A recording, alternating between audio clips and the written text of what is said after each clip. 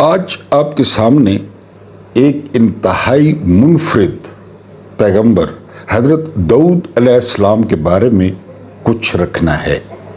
حضرت داؤد علیہ السلام وہ پیغمبر تھے جن پر 4 آسمانی کتابوں میں سے ایک کتاب زبور اتری۔ حضرت داؤد علیہ السلام کے بارے میں کہا جاتا ہے کہ دنیا میں پہلی دفعہ جو سر لگا وہ داؤد علیہ السلام کو دیکھ کر لگا۔ یہ نہیں کہ خدا نخواستہ وہ کوئی بانی ہیں، یعنی ان کے بارے میں کہا جاتا ہے کہ ان کی آواز اتنی خوبصورت تھی، جب وہ ذکر اذکار کرتے تھے یا جب وہ زبور کی تلاوت کرتے تھے تو چرند پرند حیوان وہ ان کے ارد گرد اکٹھے ہو جاتے تھے۔ ان کی آواز میں ایسا جادو تھا، ایسا سر تھا حضرت داؤد علیہ السلام کی آواز میں۔ یہ جو انگریزوں کا آپ نام پڑھتے ہیں نا، ڈیوڈ، بہت سارے ڈیوڈ آپ نے دیکھے ہوں گے، پڑھے ہوں گے، یہ داؤد علیہ السلام کا بگڑا ہوا نام ہے ڈیوڈ۔ بہرحال حضرت داؤد علیہ السلام نے فیصلہ کیا کہ وہ ایک دن کسی سے نہیں ملیں گے، صرف عبادت کریں گے۔ انہوں نے ایک عبادت خانہ بنوایا، اس کی دیواریں بہت اونچی رکھی، بہت اونچی، اور اس کے دروازے کو وہ تالا لگا دیتے اور وہ اندر ذکر اذکار کرتے۔ ایک دن کا قصہ ہے کہ وہ ذکر اذکار کر رہے تھے کہ 2 بندے آئے، ان کے سامنے کھڑے ہو گئے اور انہوں نے کہا کہ ہمارا ایک مسئلہ ہے۔ مسئلہ یہ ہے کہ ہم 2 بھائی ہیں، یہ اس کی ہے 99 بھیڑیں اور میری ہے 1 بھیڑ۔ یہ کہتا ہے کہ 1 بھیڑ تم مجھے دے دو، میری 100 ہو جائیں۔ یہ کیس پیش ہوا داؤد علیہ السلام کی عدالت میں۔ داؤد علیہ السلام پہلے تو گھبرا گئے، تالا لگا ہوا تھا، دیواریں اتنی اونچی تھیں، یہ 2 بندے کہاں سے آ گئے؟ پھر داؤد علیہ السلام کو ساری گیم سمجھ آ گئی کہ ان کو عبادت خانے میں بیٹھنے کے لیے نہیں بھیجا گیا، اور اوپر سے بھی بتایا گیا کہ تم نے اعلان کرنا ہے، تم نے جان مارنی ہے، یہاں بیٹھ کے جو ہے نا وہ ذکر اذکار۔ یہ نادان گر گئے سجدے میں جب وقت قیام آیا، ڈاکٹر اقبال صاحب نے کہا تھا، تو داؤد علیہ السلام کو گیم سمجھ آ گئی۔ انہوں نے وعدہ کیا دل میں بھی اور اوپر بھی کہ بس وہ انشاءاللہ لوگوں میں ہی رہیں گے اور لوگوں کو حق کی طرف بلائیں گے۔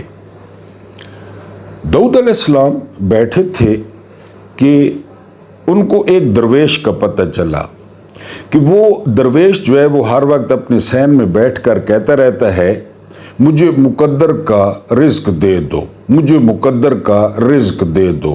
نہ نوکری کرتا ہے، نہ کام کرتا ہے، اپنے صحن میں بیٹھ کے کہتا رہتا ہے، مجھے مقدر کا، جو میرے مقدر میں ہے وہ مجھے رزق دے دو۔ داؤد علیہ السلام مسکرا دیے۔ ایک دن ایسا ہوا کہ اس درویش کے گھر ایک موٹی تازی پلی ہوئی جو ہے نا وہ گائے آ گئی، اس کے گھر میں داخل ہو گئی۔ وہ فقیر سمجھتا ہے کہ جو میں کہہ رہا تھا نا مجھے مقدر والا رزق دے دو، وہ آ گیا ہے۔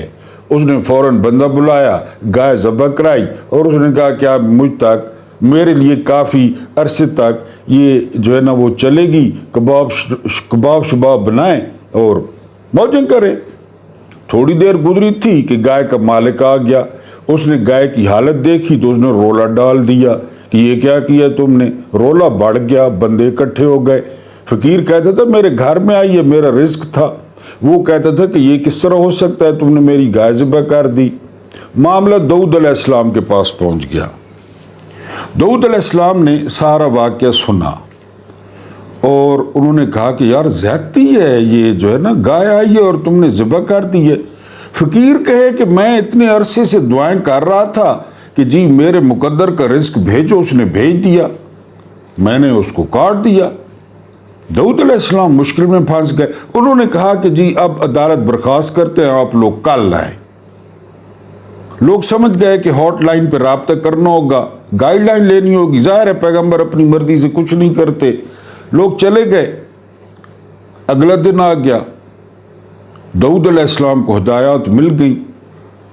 جب عدالت لگی تو داؤد علیہ السلام نے کہا کہ یار اس کو معاف کر دو، فقیر آدمی ہے، تمہارے پاس اتنی جانور ہیں، اتنے جو ہے نا وہ ہے۔ یہ سننا تھا کہ اس بندے نے رولا ڈال دیا، اس نے کہا کہ آپ اچھے پیغمبر ہیں، آپ نے یہ کون سا فیصلہ کیا کہ معاف کر دے؟ میں معاف نہیں کرتا، مجھے میری گائے چاہیے۔ فقیر تلنگا، لوگ بھی اس بندے کے ساتھ ہو گئے جس کی گائے تھی۔ داؤد علیہ السلام نے کہا اس معاملے کو یہیں پہ روکیں، کل بات کریں گے۔ لوگ پھر سمجھ گئے، بات ہو گئی، کل عدالت پھر لگ گئی۔ تو داؤد علیہ السلام نے اس بندے کو کہا کہ بھائی تم ایسے کرو، تمہارے پاس جتنی بقایا گائیں ہیں نا، جانور ہیں، وہ ساری فقیر کو دے دو۔ اب تو اس بندے نے گریبان پھاڑ لیا، لوگ بھی چیخنے لگے کہ ساری گائیں پیغمبر کہہ رہے ہیں اس کو دے دو۔ داؤد نے کہا کہ گائیں، داؤد علیہ السلام نے کہا گائیں دے دو، زیادہ انصاف نہ کرو، زیادہ عدل نہ کرو۔ وہ کاٹنے کو دوڑے، انہوں نے کہا کل پھر بیٹھیں گے۔ لوگ نعرے مارتے ہوئے چلے گئے۔ اگلا دن آ گیا۔ اگلے دن داؤد علیہ السلام نے کہا کہ تمہارے جتنے غلام ہیں، تمہارے پاس جتنا مال و اسباب ہے، وہ کافی تگڑا آدمی تھا، وہ سارا اس فقیر کو دے دو، جائیداد، غلام، جانور، وہ اس کو دے دو۔ اب تو وہ لڑنے پہ آ گیا، داؤد علیہ السلام کی گستاخی کرنے لگا، لوگ بھی اس کے ساتھ ہو گئے۔ فقیر چپ کر کے بیٹھا ہے، اس کے حق میں ساری باتیں جا رہی تھی، انہوں نے گستاخیاں شروع کر دی۔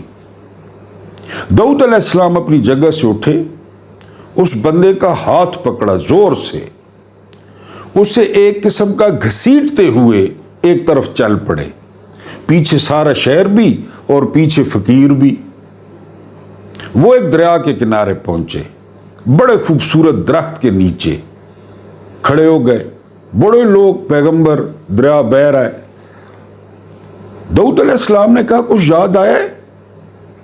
انہوں نے کہا کیا یاد آیا، میری ساری چیزیں آپ ضبط کروا رہے ہیں، وہ دریا، یہ درخت ہے، کیا یاد آیا ہے؟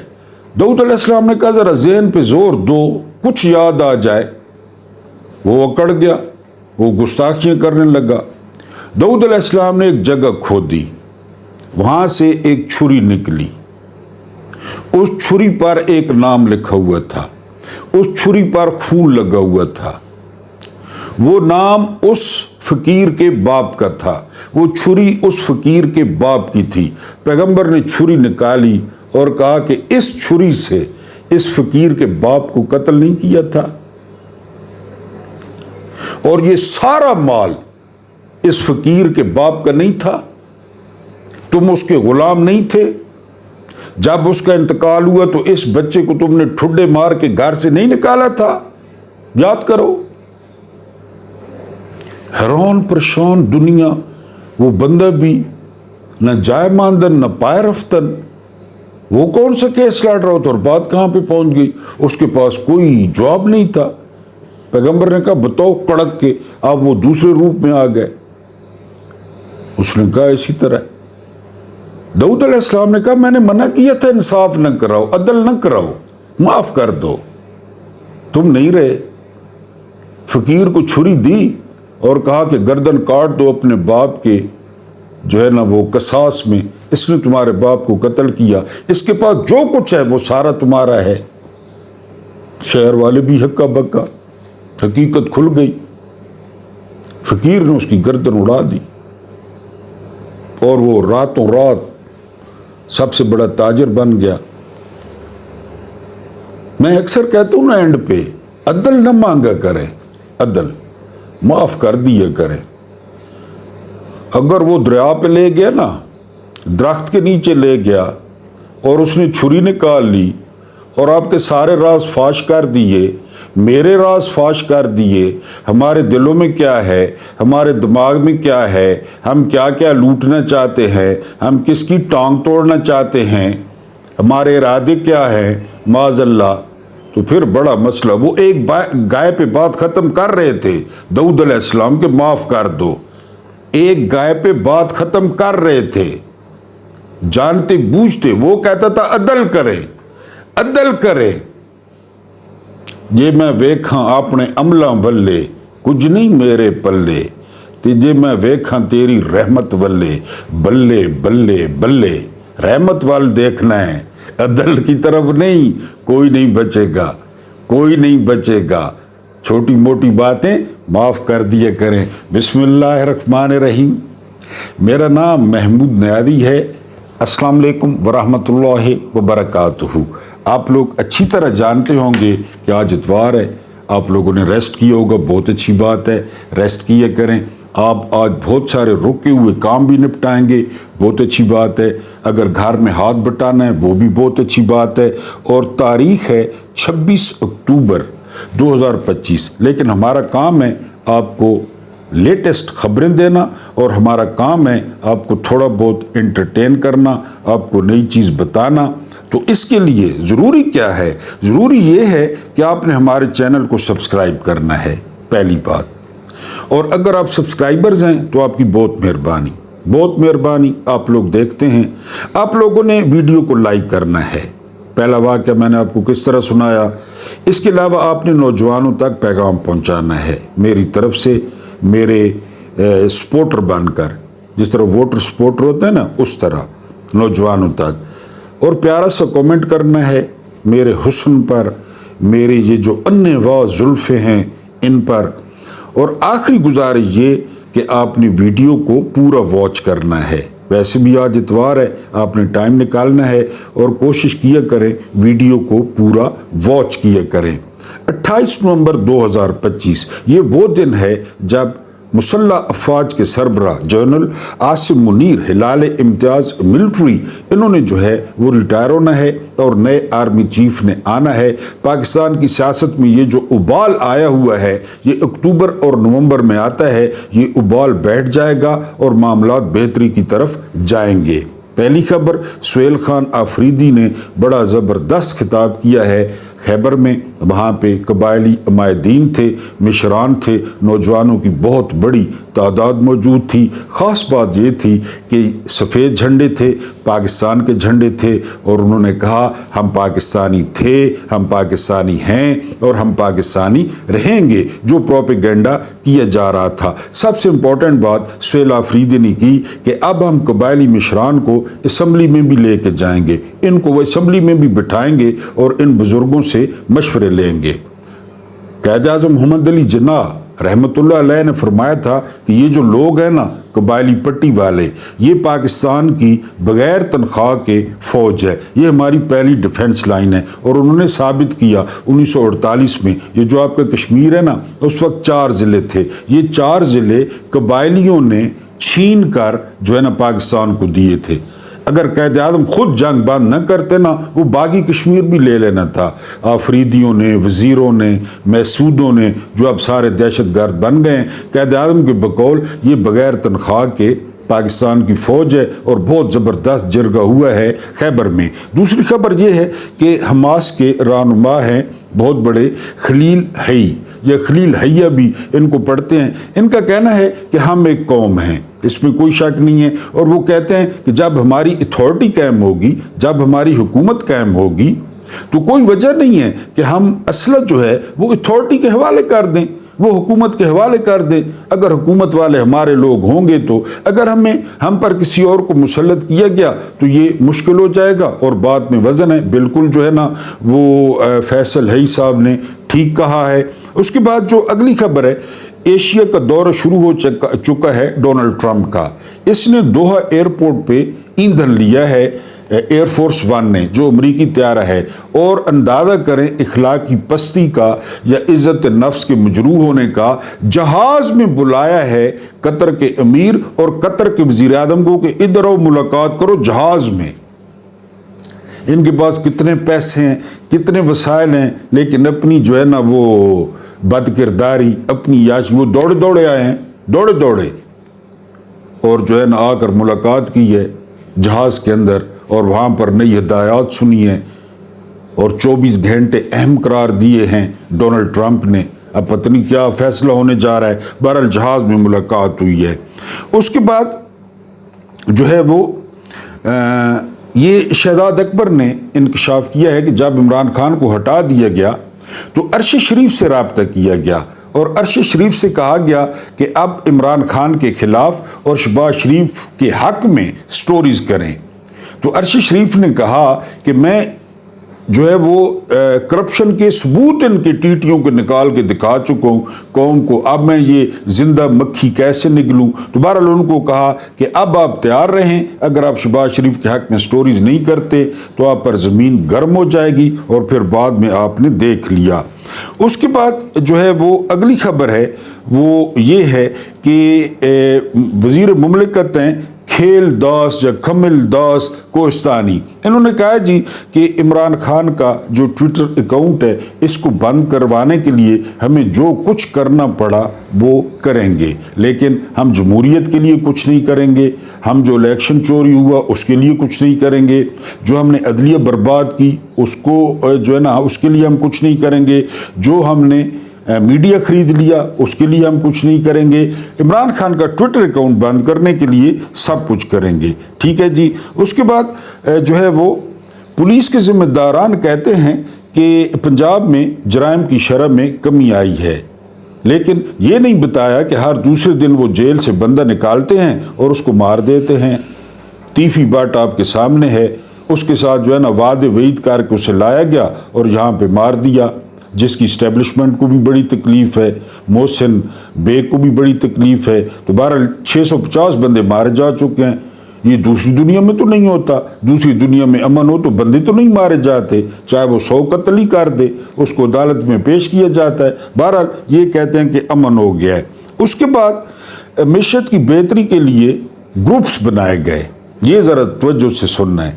ایک انڈسٹریل گروپ بنایا گیا، ایک انڈسٹریل گروپ، اور میرے ایک ایسے دوست کو اس کا ممبر بنایا گیا جس کا 3 سال پہلے انتقال ہو چکا تھا. یہ معیشت کی سنجیدگی کا یہاں سے آپ اندازہ لگا لیں یہ کس کا کہنا ہے پتہ ہے؟ نجم سیٹھی کا. یہ نجم سیٹھی کا کہنا ہے کہ میرے انڈسٹریل گروپ میں کہ جی انڈسٹری کو بہتر کرے ایک ٹیم بنی، شہباز شریف نے بنائی، اس میں میرے ایک دوست کو شامل کیا گیا. اس دوست کی 3 سال پہلے موت واقع ہو چکی تھی. سنجیدگی کا اندازہ آپ خود لگا لیں. اس کے بعد جو پہلی آفر ہوئی تھی، فیصل چودھری کہتے ہیں کہ پہلی آفر ہوئی تھی بنی گالا شفٹ کرنے کی، وہ ہوئی تھی جنوری 2024 میں، اور انہیں کہا تھا کہ آپ نے خاموشی سے رہنا ہے عمران خان کو، اور آپ بنی گالا شفٹ ہو جائیں، ایکسرسائز کریں، چل کریں، اپنی صحت بہتر کریں. لیکن عمران خان نے جوتی اتار لی تھی، اور یہ کوئی اور نہیں بلکہ علی مین گنڈا پور یہ لے کر گئے تھے یہ والی آفر. اگلی خبر یہ ہے کہ جاوید ہاشمی نے انکشاف کیا ہے. آپ جانتے ہیں جاوید ہاشمی کافی جو ہے نا تکلیف برداشت کر چکے ہیں، بزرگ سیاستدان ہیں، بیمار بھی ہیں. انہوں نے کہا کہ راحیل شریف نے لاہور ڈیفنس میں 4 مربے لیے. 4 مربے. پہلے میں سمجھا تھا یہ وہ جو سیب والا مربع ہوتا ہے یا کوئی وہ ہاڑ کا مربع ہوتا ہے جو پنساریوں سے 100-150 کا مل جاتا ہے، لیکن یہ زمین کے مربے ہیں. 4 مربے ڈیفنس میں لیے. آگے چل کر وہ کہتے ہیں پرویز مشرف کو چولستان کا، پورے چولستان کا نمبردار بنایا گیا. کیوں بنایا گیا؟ وہ جو 8 نہریں نکالنے کے چکر میں کہ 8 نہریں نکالیں اور چولستان لے جائیں، یہ وہی بات کر رہے ہیں جاوید ہاشمی صاحب. چیف جسٹس نے جھوٹ بول کر پلاٹ لیے. جو چیف جسٹس سابقہ تھے انہوں نے جھوٹ بولے اور انہوں نے پلاٹ لیے. یہ جاوید ہاشمی صاحب جو ہے وہ کہہ رہے ہیں. یہ سارا کچھ لینے کے بعد یہ بیرون ملک چلے گئے اور انہوں نے وہاں پہ جزیرے خریدے. یہ کہنا ہے جاوید ہاشمی کا. اب آپ خود اندازہ کر لیں. محسن نقوی جیسے ہزاروں فرعون، وہ پہلے بھی آئے بعد میں بھی آئیں گے، ہم جان لے بھی سکتے ہیں اور جان دے بھی سکتے ہیں. یہ کہنا ہے جنید اکبر کا، جو کہ KP کے PTI کے صدر ہیں. یہ بڑا اچھا کمبینیشن بن گیا ہے جنید اکبر اور سہیل آفریدی کا، جس سے حکومت کی جو کامپیں ہیں وہ ٹانگ رہی ہیں. جنید اکبر کو اسی دن کے لیے صدر بنایا گیا تھا، لیکن گنڈا پور کے ساتھ ان کی کیمسٹری نہیں ملتی تھی. گنڈا پور کا مزاج اور تھا जुनैद अकबर का और था, लेकिन अब सुहेल आफरीदी की जो केमिस्ट्री है वो जुनैद अकबर से मिलती है। तो वो कह रहे हैं कि ऐसे हज़ारों फिरौन आए, ये जो मोहसिन नकली है तो खैर है ये भी गुजर जाएगा। उसके बाद अली तरीन आजकल बड़ा वायरल है कि जी उसने नोटिस फाड़ दिया और उसने बड़ा जो है ना असूली स्टैंड लिया। तो आपको याद करवाना था, इफ़त सोमरो वो आई हैं सोशल मीडिया पे, उन्होंने कहा कि मैं वो खातून हूँ जिन्होंने जहांगीर खान तरीन के खिलाफ इलेक्शन लड़ा, तो मेरा पूरा ख़ानदान अगवा करवाया जहांगीर तरीन ने, मुझे हरासा करवाया, मुझे गिरफ्तार करवाया। उस वक्त ये लौंडा कहाँ था अली तरीन, उस वक्त इसको असूल याद क्यों नहीं आए। हमारी ज़ुबान में कहते हैं जिज जाए सम्मुन उज जाए जम्मुन, जो जोड़ा सोता है पैदा भी फिर उन्हीं जैसा होता है। तो अली तरीन को नहीं पता मेरे बाप ने कहाँ से माल मारा है, कहाँ से वो मुल्तान सुल्तान की महंगी टीम उसने कहाँ से खरीदी है। ये अली तरीन ने तो क्लर्की भी कहीं पे नहीं की, बाप का माल है। और बाप आपको पता है चीनी टाइकून है, और जब इमरान खान ने तहकीकात शुरू की तो सबसे पहले ये भागा जहांगीर तरीन। बहरहाल वो अली तरीन के बारे में इफ़त सोमरो ने कहा है कि उस वक्त जो है वो कहाँ पे थे जो है वो अली तरीन साहब कि अपने बाप का हाथ रोकते कि एक औरत के साथ ऐसा न करें। आखिरी खबर जो खबरों में है वो ये कि SP अदील अकबर के बारे में कहा जा रहा है कि सीनियर्स जो है वो बराबर के जो है वो मुलविस हैं उनकी खुदकुशी में, बल्कि अब लोग इसको कत्ल कह रहे हैं क्योंकि उनका डेंगू पॉजिटिव था, उन्होंने छुट्टी की दरख्वास्त दी थी और जिस दिन उन्होंने खुदकुशी की उस दिन सीनियर्स ने उनकी छुट्टी मंजूर की। उस दिन डॉक्टर्स उनको कह चुके थे कि आप हाई रिस्क पे हैं, आप पिम्स में दाखिल हो जाएं। एक उनको छुट्टी नहीं मिल रही थी, एक उनकी तरक्की रोकी हुई थी। फिर इस हालत में उन्हें कोहाट भेज दिया गया कि एक बहुत खतरनाक बंदा पकड़ के लाना है, वो कोहाट भी गए। अब ये सारा आप डॉट कनेक्टिंग कर लें कि अदील अकबर किस स्ट्रेस का सामना कर रहे थे। तो सीनियर्स जो है उनके, और सीनियर्स उनसे जो कुछ करवा रहे थे उस पर भी वो खुश नहीं थे। पाकिस्तान में आप देखें जो कत्लेआम होता रहा है, हो रहा है। तो बहरहाल वज़ीर आज़म हाउस में एक जो है ना वो कॉन्फ्रेंस हुई है, ऑल पार्टीज कॉन्फ्रेंस। उसका एजेंडा क्या था? उसका एजेंडा ये था कि हमने फ़लस्तीन के साथ यकजहती जो है ना वो शो करनी है। वहाँ से निकला क्या?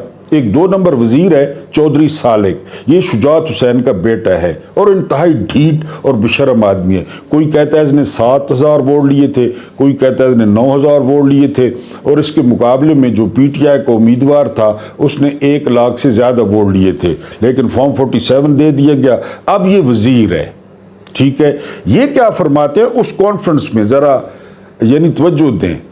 कहते हैं कि इसराइल को न मानना सुनने में तो अच्छा लगता है, सुनने में कि हम इसराइल को नहीं मानते, लेकिन अब ये मुमकिन नहीं है। अब इस नए दौर में मुमकिन नहीं है कि हम इसराइल को न माने, हम नेतन्याहू को बाप न माने, हम डोनाल्ड ट्रंप को बाप न माने। ये अब मुमकिन नहीं है। अब तरक्की करनी है तो इसराइल को मानना पड़ेगा। ये 2 नंबर। यानी इतराज ये है कि ये होते कौन हैं? इनके पास तो मैंडेट ही नहीं है। अकल अयार है 100 भेस बना लेती है, इश्क बेचारा न मुल्ला है न जाहिद न हकीम। बड़ा खूबसूरत शेर है डॉक्टर इकबाल का, अगर मैंने आगे पीछे कर दिया तो उसके लिए माजरत। 1000 अकल अयार है 100 भेस बना लेती है। अकल तो इसी तरह भेस बनाती है। यानी कॉन्फ्रेंस हो रही है फ़लस्तीन के साथ यकजहती के लिए, और वहाँ पे ज़ेन सादी क्या की जा रही है कि इसराइल को तस्लीम किए बगैर चारा नहीं है। और ये 2 नंबर वजीर कह रहा है, शुजात का बेटा। आगे चलें, नवाज शरीफ का जब दौर लगा तो उसने अपने दामाद को कप्तान क्या होता है, यानी कैप्टन फौज में क्या होता है, ये उसकी कितनी क्रेडिबिलिटी होती है, उसने दामाद को उठाया सीधा सिविल सर्विस। कल परसों मैंने आपको बताया था कि सिविल सर्विस पाकिस्तान में वो सोने कंड है, सोने कंडा। अब वो कहता था मुझे 1500 रियाल मिलते हैं, बड़े मियाँ साहब देते हैं, बड़े लोहार। अब उसका आप कारोबार देख के आप हैरान रह जाएं, उसके आप ठेके देख के आप हैरान रह जाएं। और एक बात और भी याद रखनी है, ہم حکومتوں کا گلہ کرتے ہیں، کرنا بھی چاہیے. یہ پورا ملک آپ کا پورا ملک بیوروکریسی چلا رہی ہے. یہ میں آپ کو بتا دوں، یہ جو بابو ہیں، یہ جو انٹچیبلز ہیں، یہ راستے دکھاتے ہیں پیسے کمانے کے. اصل مال ان کے پاس ہے. آپ حیران رہ جائیں گے. وہ ابھی پچھلے دنوں اقبال سنگھیڑا، وہ سیالکوٹ والا جو آرو تھا، اس کے صرف سیالکوٹ میں 80 پلاٹ نکلے، صرف سیالکوٹ میں. سارے اسی طرح کے، جس کو پکڑیں وہی لال ہے، جس کو کاٹیں وہی لال ہے. تو انہوں نے، نواز شریف نے اپنے داماد کو سیدھا اے سی فوج سے نکال کے ایک کال کی. اس کے بعد اب آرمی چیف صاحب کا دور ہے. انہوں نے اپنے بھتیجے کو فوراً جو ہے نا وہ سول سروس، چھوڑو فوج کو، میں کہیں گولی لگ جائے گی. شہادت میں کیا پڑا ہے؟ معاذ اللہ، شہادت میں کیا پڑا ہے کہ تم شہید ہو جاؤ؟ شہید ہونے کے لیے اور تھوڑے. پھر ہم نیچے گھس جائیں گے ان کے تابوتوں کے نیچے، فوٹو بنوائیں گے، تم سول سروس میں آؤ، ٹائی کوڈ لگاؤ اور پوری حکومتیں اوپر نیچے کرو. نواز شریف کا دور چلا، یہ میرٹ ہے جہاں پہ. وہ انڈونیشیا میں جو کچھ ہوا نا، تو نیپو کڈز، اقربا پروری، کہ تم لوگوں کے بچے، تم لوگوں کے کتے کھانڈ اور کھیر کھا رہے ہیں اور ہماری حالت وہی حالت ہے. لیکن یہاں پہ انڈونیشیا نہیں ہے. آپ کو پتہ ہے، میں نے آپ کو بتایا ہے، آلسیاں پنڈ فدوئاں لٹ گدائی، تو ادھر یہی ہو رہا ہے. لیکن یہ آرمی چیف صاحب کے بھتیجے ہیں. ان کے باپ کے بارے میں احمد نورانی نے جو انکشاف کیے ہیں وہ میں نہیں بتا سکتا. میں مسکین آدمی ہوں. وہ امریکہ میں رہتے ہیں، احمد نورانی میرا خیال ہے امریکہ میں. تو وہ جو اب اے سی صاحب بنے ہیں، وہ کپتان صاحب، ان کے بارے میں احمد نورانی نے ایسے گل کھلائے ہیں. ان کے باپ کے بارے میں تو کانپ گیا.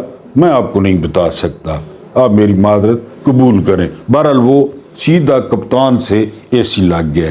اس کے بعد جو ہے نا وہ خرم دستگیر، یہ کون ہے؟ یہ نون لیگ کا پہلوان ہے، گجرانوالہ کا. جب فاطمہ جناح ایوب خان کے خلاف الیکشن لڑ رہی تھی، ان کا انتخابی نشان تھا لالٹین.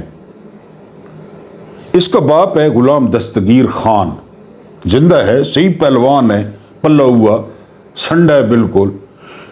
تو جتنی کتیاں تھیں نا گجرانوالہ شہر میں، کتیاں، ان کے گلے میں غلام دستگیر خان نے لالٹین ڈال دیے تھے. لالٹین کتیوں کے گلے میں فاطمہ جناح کا نشان تھا. فاطمہ جناح کون تھی؟ قائد اعظم کی بہن تھی. وہ آج کل علیمہ خان، عظمیٰ خان آپ کو روڈوں پہ نظر آتی ہیں، وہ بھی بہن تھی. وہ کیا فرماتا ہے؟ وہ کہتا ہے جی کہ آرمی چیف جو ہے وہ ہماری ریڈ لائن ہے. پاکستان کیا بیچتا ہے؟ میڈیا، عدالتیں، جمہوریت، ووٹ چوری. نہ یہ کھیل داس کوہستانی یا کمل داس کوہستانی، بڑا عجیب سا منہ ہے اس کا، اس نے بھی یہی فرمایا ہے. اور آرمی چیف نے کہہ دیا ہے، یہ پہلوان صاحب کہہ رہے ہیں کہ جی ہارڈ سٹیٹ ہے. ہمیں انہوں نے بتا دیا ہے. جو سرکاری ملازم ہے، جس سے اوپر 3-4 بندے ہیں، ڈیفنس سیکٹری ہے، وزیر دفاع ہے، اور ایک بندہ بھی اس کے اور اوپر ہے، تب آرمی چیف، انہوں نے ہمیں بتا دیا ہے کہ پاکستان جو ہے وہ ہارڈ سٹیٹ ہے. یہ پہلوان کہہ رہا ہے، خرم دستگیر، جس کے باپ کا میں نے آپ کو تعارف کرا دیا ہے. ان کی جو ریڈ لائن ہے وہ آرمی چیف ہیں، کیونکہ آرمی چیف نے ان کو الیکشن لوٹ کے دیا، مل جل کے ان کو حکومت دی. ان کی 17 سیٹیں بھی نہیں تھی. پاکستان ان کی ریڈ لائن نہیں ہے.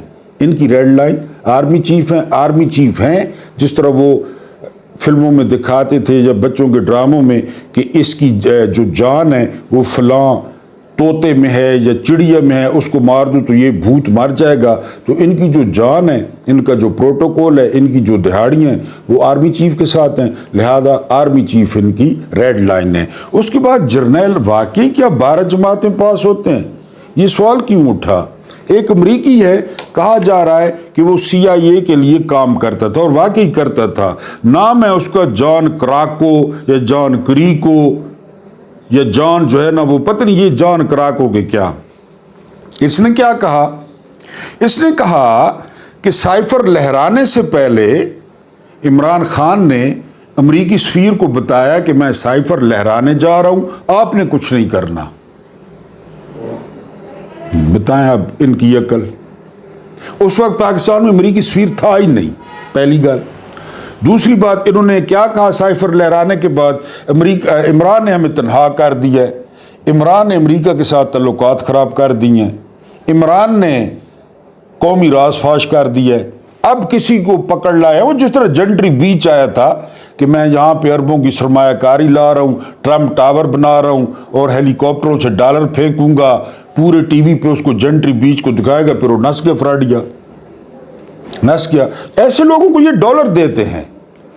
اس بندے کے بارے میں ہے کہ اگر آپ اس سے بات کرنا چاہیں تو $10, ویڈیو پہ بات کرنا چاہیں تو $15, 15 منٹ کی بات کرنا چاہیں تو $120. کہ اگر کوئی شوقین بندہ ہے وہ اور کام کرنا چاہے, ان ڈالروں کا مجھے نہیں پتا کہ وہ یہ جان کراکو کتنے پیسے لیتا ہے این غین کے, کیونکہ ہر بات کے پیسے لیتا ہے.